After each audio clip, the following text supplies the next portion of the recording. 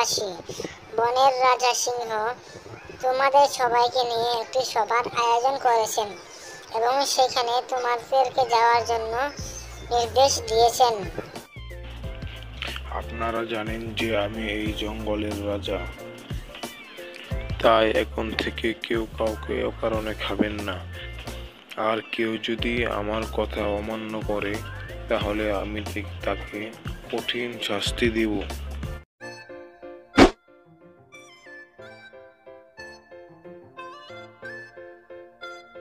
একদিন জঙ্গলের রাস্তা দিয়ে খরগোশ হেঁটে হেঁটে যাচ্ছিল, তখন দূর থেকে দাঁড়িয়ে শিয়াল মনে মনে বিড় বিড় করে বলতে লাগলো, এ বাবা, এই দেখি এক নাদোষ নাদোষ খরগোশ, খেতে যা স্বাদ লাগবে না।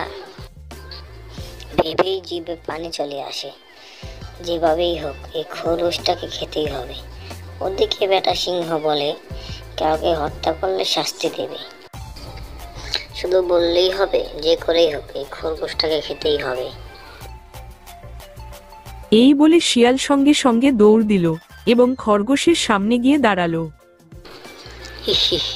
কে রে তুই টুকটুকি? এক সপ্তাহ ধরে তোর মতো টুকটুকি দেখাই মিলে না। যাই হোক, অনেকদিন পর পেট ভরে ভোজন হবে।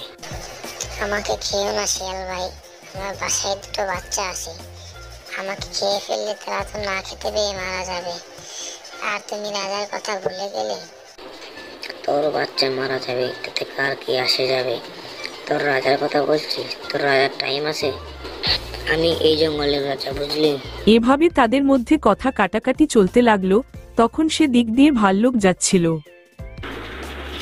কি হয়েছে? তোরা এভাবে জঙ্গলের মাঝখানে চিল্লাচিল্লি করছিস কেন? দেখো না ভাল্লুক দাদা, শিয়াল রাজার কথা অমান্য করে আমাকে হত্যা করতে চায়। তাছাড়া আমার বাসায় দুটো বাচ্চা আছে, আমাকে ছাড়া ওরা কিভাবে বাঁচবে? না না, এ তো ঘোর অন্যায়। শিয়াল, তোমার সাহস কি করে হয় রাজামশাইয়ের কথা অমান্য করার? এর শাস্তি স্বয়ং রাজামশাই দিবেন। এরপরে তারা তিনজনে মিলে বনের রাজা সিংহের কাছে গেল শিয়ালের বিরুদ্ধে নালিশ করার জন্য। কি ব্যাপার, তোমরা হঠাৎ আমার কাছে এসেছো কেন? জঙ্গলে কোনো কিছু সমস্যা হয়েছে নাকি? হ্যাঁ মহারাজ, এই পাজি শিয়ালটি এই নিষ্পাপ খরগোশটিকে খেতে চাইছিল।